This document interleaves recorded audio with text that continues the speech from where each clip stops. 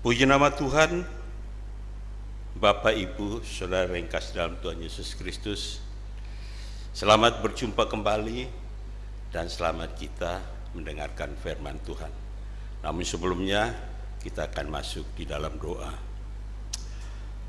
Bapa kami yang ada di dalam sorga, Bapa, di dalam nama Yesus Tuhan dan Juru Selamat kami, mengucap syukur kepadamu Tuhan untuk kebaikan Tuhan yang nyata dalam kehidupan kami, sehingga kami masih ada sebagaimana kami ada saat ini, semua karena anugerah-Mu. Terima kasih Tuhan. Dan saatnya Tuhan kami akan persiapkan kehidupan kami untuk diisi oleh kebenaran firman-Mu sebagai dasar dan bekal bagi kami melangkah di sepanjang hari ini. Oleh sebabnya Tuhan, layakan kami, kuduskan kami, ampuni setiap kesalahan, pelanggaran dan dosa kami. Terima kasih banyak Tuhan Yesus, urapi hamba-Mu, bahkan urapi kami semua yang mendengarkannya. Di dalam nama Tuhan Yesus Kristus kami sudah berdoa bersyukur kepada Bapa di surga, serta kami siap mendengarkan firman-Mu. Haleluya, amin. Bapak, Ibu, Saudara yang kekasih di dalam Tuhan Yesus Kristus, firman Tuhan pagi hari ini sama-sama kita belajar yang diambil di dalam Kejadian, ya. Kejadian 6 ayat 9. Kejadian 6 ayat 9 tentang riwayat Nuh. Saya bacakan ayat ini, yaitu Kejadian 6 ayat 9. Inilah riwayat Nuh. Nuh adalah seorang yang benar dan tidak bercela di antara orang-orang sesamanya. Dan Nuh itu hidup bergaul dengan Allah. Saudara yang kekasih dalam Tuhan Yesus Kristus, firman Tuhan pagi hari ini saya beri judul Nuh yang dikenan oleh Allah. Saudara yang kekasih di dalam Tuhan Yesus Kristus, kita semua sudah mengerti dan mengetahui cerita tentang Nuh, ya. Seorang yang takut akan Tuhan, yang hidupnya selalu bergaul dengan Tuhan, ya. Namun pada saat itu kiri kanan muka belakang sekitarnya itu banyak orang-orang yang jahat, orang-orang yang tidak takut kepada Tuhan, ya. Sehingga, ya, Allah sangat kecewa. Allah merasa menyesal menjadikan manusia di atas muka bumi ini. Ternyata mereka selalu melakukan kejahatan, sebagaimana di dalam Kejadian 6 ayat 5 dan 6 saya bacakan. Ketika dilihat Tuhan bahwa kejahatan manusia besar di bumi, dan bahwa segala kecenderungan hatinya selalu membuahkan kejahatan semata-mata, maka menyesallah Tuhan bahwa Ia telah menjadikan manusia di bumi, dan hal itu memilukan hatinya, ya. Tuhan saja merasa pilu hatinya karena kejahatan manusia pada zaman Nuh, ya. Sehingga timbul penyesalan. Allah menyesal menciptakan manusia. Ternyata diciptakannya manusia itu bukannya manusia memuji Allah, mendengar Allah, taat pada Allah, tapi justru sebaliknya, mereka melakukan hal-hal yang justru sangat dibenci oleh Allah. Kejahatan mereka naik sampai di hadapan Allah, sehingga Allah menyesal, ya. Allah menyesal menciptakan manusia saat itu. Dan kita lihat di dalam pasal 6 ayat 7 dikatakan, berfirmanlah Tuhan, Aku akan menghapuskan manusia yang telah kuciptakan itu dari muka bumi, baik manusia maupun hewan dan binatang-binatang melata dan burung-burung di udara, sebab aku menyesal bahwa aku telah menciptakan mereka. Tetapi Nuh mendapat kasih karunia di mata Allah. Berarti manusia yang ada pada zaman Nuh, hanya Nuh sendiri yang berkenan kepada Allah. Ya, Nuh sendiri yang berkenan kepada Allah bersama keluarganya, sehingga Nuh dipercayakan ya oleh Allah untuk membuat bahtera. Ya, Nuh dipercayakan Allah untuk membuat bahtera sesuai dengan desain daripada Allah sendiri. Ya, saudara yang kekasih di dalam Tuhan, kenapa bahtera dibuat dan dipercayakan kepada Nuh untuk melakukannya? Karena Allah akan membumikan atau melenyapkan manusia dengan air bah, ya, dan dibuatlah bahtera. Yang anehnya lagi, sehingga orang tidak akan membantu Nuh, ya, orang merasa bahwa Nuh itu sudah senewen, sudah gila. Masa buat bahtera di atas gunung Ararat, gunung yang tinggi? Kapan air itu akan sampai ke gunung? Ya, tapi itulah ya kemuliaan Allah. Kenapa dibuat bahtera itu di atas gunung? Karena Tuhan atau Allah mau memusnahkan manusia bersama apapun yang ada di bumi ini, ya, manusia atau apapun yang hidup, yang bernafas, ya, sehingga dibuatlah bahtera.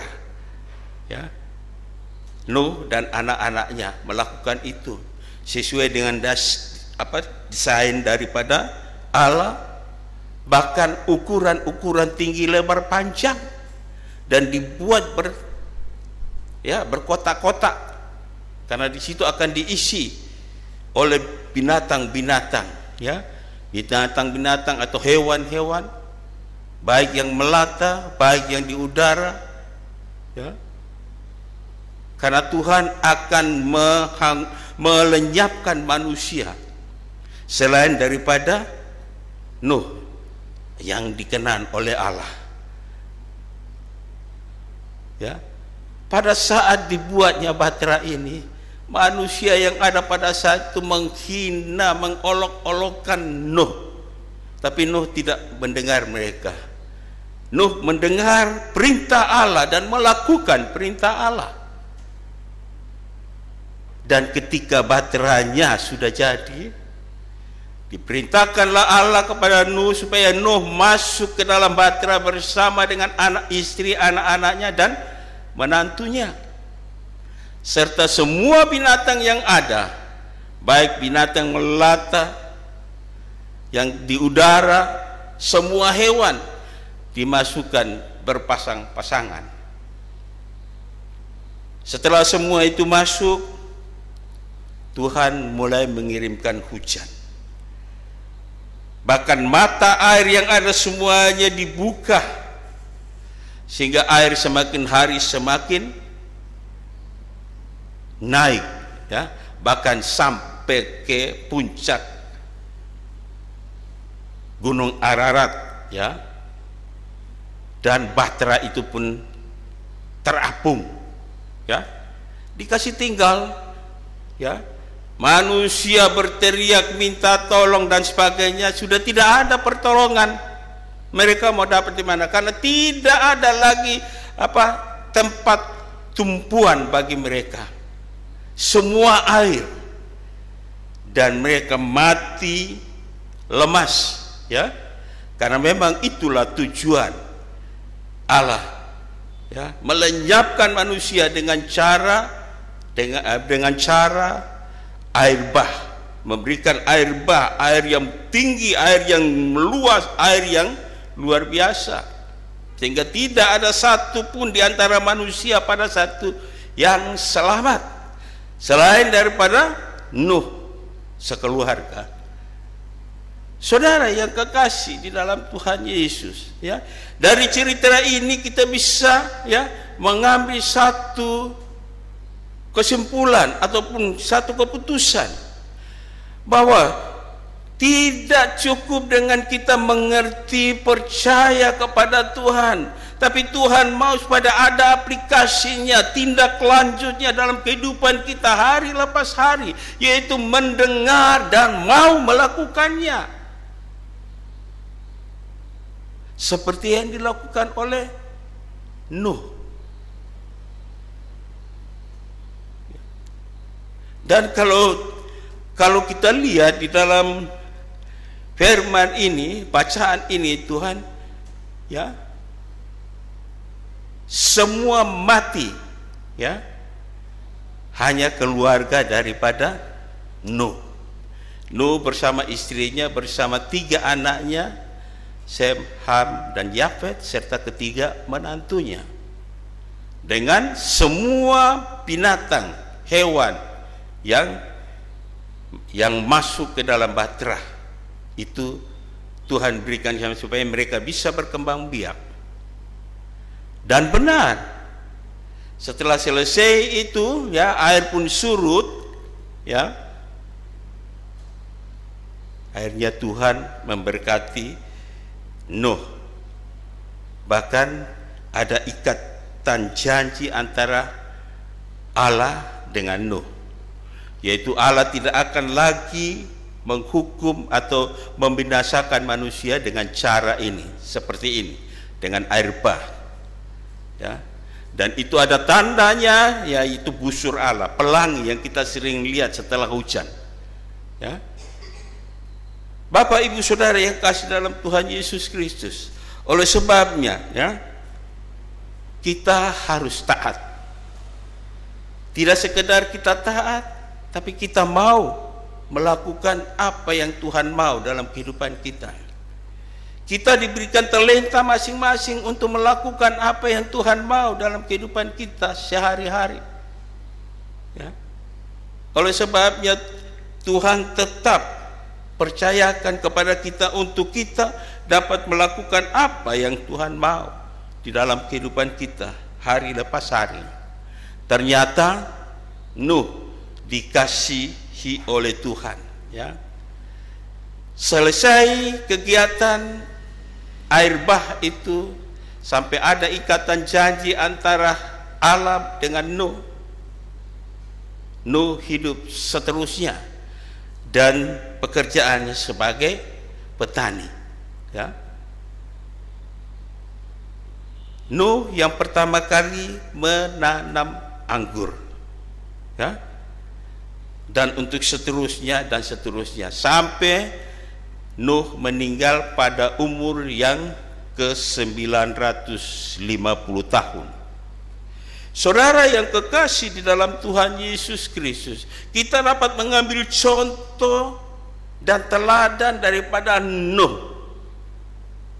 Nuh begitu mengasihi Allah, hidupnya sehari-hari bergaul hanya dengan Allah, sehingga tidak ada cacat celah, sehingga Tuhan percayakan Nuh untuk membuat bahtera yang pada akhirnya Nuh bersama keluarganya diselamatkan oleh Tuhan. Dan mari kita yang ada pada saat ini, coba kita melihat, mengambil pelajaran yang Nuh sudah lakukan di hadapan Allah. Kalau kita mau hidup berkenan di hadapan Allah, lakukanlah apa yang Tuhan mau dalam kehidupan kita secara benar, ya, dengan baik, dengan merasa tanggung jawab, ya.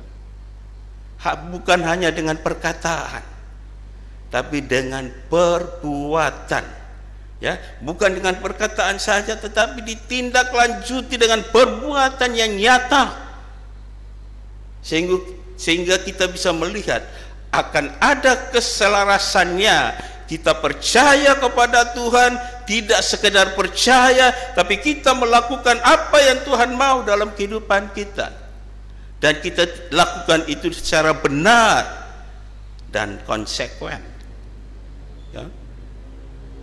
Kita tidak perlu melihat kiri dan kanan ke depan, tidak perlu. Kita tidak perlu dengar isu-isu hal-hal yang tidak benar. Dengarlah suara Tuhan, sehingga kita akan terlepas, bahkan luput dari hal-hal yang justru akan menjatuhkan kita dari kedekatan kita dengan Allah. Puji nama Tuhan, saudara yang kekasih dalam Tuhan Yesus Kristus. Saya tidak perpanjang firman Tuhan pagi hari ini, tapi mari sama-sama kita sadar, mengambil keputusan bahwa kita mau mendengar apa yang Tuhan bilang, dan kita tidak sekedar mendengar, tapi kita mau menjadi pelaku firman Allah. Amin. Kita masuk dalam doa. Bapa Surgawi, terima kasih Tuhan untuk waktu dan kesempatan yang sudah Tuhan berikan. Kami sudah sama-sama belajar dan mendengar firman-Mu Tuhan. Biarlah firman-Mu Tuhan boleh masuk dan tertanam dalam kehidupan kami, menjadi berkat bagi kami, rema bagi kami, untuk kami melangkah di sepanjang hari ini Tuhan. Mari Tuhan tolong kami, berikan hikmat-Mu, berikan kemampuan, kekuatan pada kami, untuk kami tetap teguh di dalam Engkau. Terima kasih banyak Bapa di surga, meteraikan firman dalam hidup kami Tuhan. Terima kasih banyak Bapa Surgawi. Hari ini kami mau melangkah bersama dengan Engkau Tuhan. Bimbing kami, tuntun kami, pegang tangan kami Tuhan, agar kami tidak salah melangkah Tuhan, tapi kami melangkah sesuai dengan tuntunan kasih-Mu Tuhan. Terima kasih banyak Bapa Surgawi. Ampuni setiap kesalahan, pelanggaran dan dosa kami. Di dalam nama Yesus Tuhan dan Juru Selamat kami sudah berdoa bersyukur kepada Bapa di surga. Haleluya. Amin. Tuhan memberkati kita semua. Selamat beraktivitas. Salam Narwastu. Amin.